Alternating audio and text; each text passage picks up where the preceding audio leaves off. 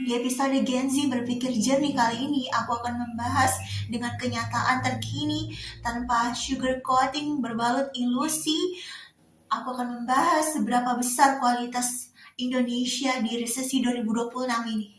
Maka Indonesia akan mengalami krisis kepercayaan, kekuasaan, dan juga krisis keuangan di resesi 2026 ini. Saat ekonomi Indonesia mengalami kenyataan pahit seperti hancurnya bursa saham, IHSG anjlok, dan juga PHK massal di mana-mana. Pejabat mundur dari kekuasaannya, serta kondisi kualitas SDM di Indonesia tidaklah sehat dan stabil. Akar dari kenyataan pahit resesi 2026 ini seperti sulit untuk ditaklukkan sebelum terlambat, guys. Kita buka mata, buka hati, dan juga buka pikiran sebagai Gen Z di tahun 2026 ini. Penduduk Indonesia, kita harus mengambil langkah nyata tanpa adanya omong kosong, guys. Dunia dan Indonesia tanpa adanya campur tangan Gen Z yang berkualitas dan berkuantitas ini, guys. Seperti kekuatan kosong, tidak berguna, terpuruk, dan membosankan. Kenyataan terkini, terburuk yang harus diatasi sebelum semuanya terlambat. Indonesia hancur dalam kurun waktu yang lama, dan sebelum penyesalan tidak ada gunanya lagi di dunia ini. Pertama, guys, kejadian sepinya pusat perbelanjaan sepanjang mata kita memandang kebangkrutan massal dan kebangkrutan rumah tangga, guys, menyebabkan banyak orang makan tabungannya sendiri, kesejahteraan musnah perlahan, dan rombongan jarang beli kita temukan di mana-mana. Investasi anjlok akibat adanya perhentian ataupun pembekuan perdagangan karena IHSG anjlok 8% dihentak oleh MSCI, guys. Perekonomian Indonesia ini, guys, masih sangat-sangat bergantung pada investor asing, guys. Penilaian asing. Jadi mereka tidak mau menanamkan triliunan saham mereka di Indonesia karena kurangnya transparansi atau perusahaan bodong, guys. Manipulasi saham serta illegal trading, guys.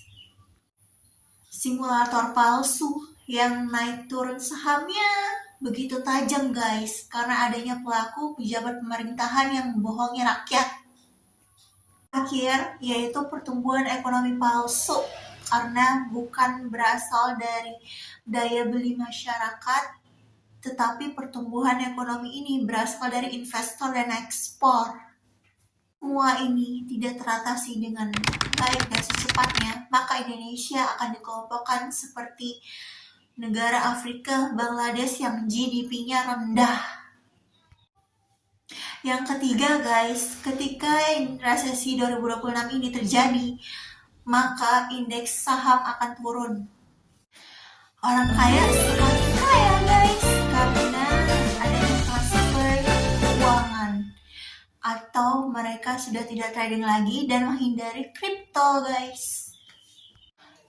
Mereka transfer saham, guys. Mereka mentransfer saham-saham mereka ke saham-saham defisit. Menjual Bitcoin, menumpuk uang tunai, dan juga emas. Tenang aja, guys, setiap masalah pasti ada solusinya. Dan di saat resesi 2026 ini mencegah diri kita dari kemiskinan atau semakin miskin atau meratapi resesi 2026 ini. Yang pertama, guys, solusi yang pertama yaitu mempunyai dana darurat yang setara dengan 12 bulan biaya hidup dengan tidak dijual secara terpaksa, guys. Yang kedua, guys, lunasi semua hutang, hindari peminjaman online ataupun hutang untuk kebutuhan yang tidak perlu. Yang ketiga, guys, yaitu mempunyai dan mempertahankan pemasukan tetap. Terakhir yaitu, guys, beli dan cicil aset-aset yang harganya murah tetapi memiliki kualitas tinggi di resesi 2026 ini.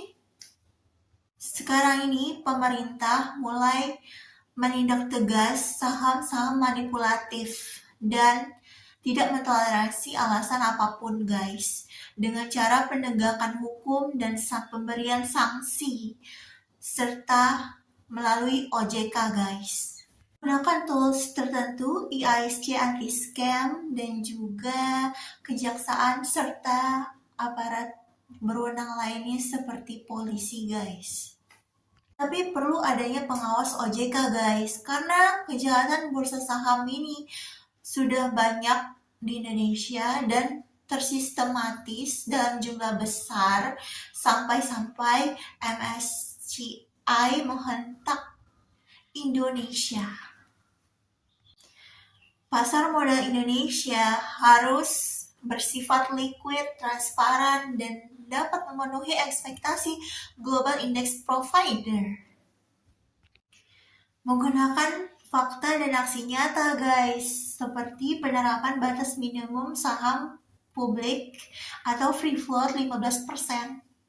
Penangkapan saham manipulatif atau perusahaan manipulatif, guys. Saya belum menemukannya di tahun 2026 ini. Terus yang cuan ke permukaan pada tahun 2021 yang merugikan negara sebesar 22,78 triliun itu ada, guys. Dan itu nyata, yaitu kasus PT Asabri Indonesia. Nah, kasusnya yaitu pengelolaan dana investasi ilegal. Masyarakat Indonesia dan pemegang saham domestik Indonesia, kita harus tahu dan jeli mana saham yang palsu ataupun saham yang asli, guys. Pintar, tegas, dan berani lapor adanya investasi palsu dengan analisis yang mendalam. Tanpa takut dan ragu dituduh balik oleh pelaku, karena pelaku ini biasanya bersifat manipulatif, guys. Karena nasib Indonesia sebagian besar itu ada di tangan Indonesia itu sendiri. Nah, sekian episode Gen Z berpikir jernih ini, guys. Jangan lupa untuk terus menyaksikan episode-episode menarik lainnya yang berbalut fakta tajam serta solusi-solusi untuk masa depan kita yang cerah di saat gelap gulita ini. Terus jangan lupa like, comment, share, subscribe akun YouTubeku @eleonora_a95 dan follow TikTokku @eleonora_amelia. Sampai jumpa besok, guys. Wassalamualaikum.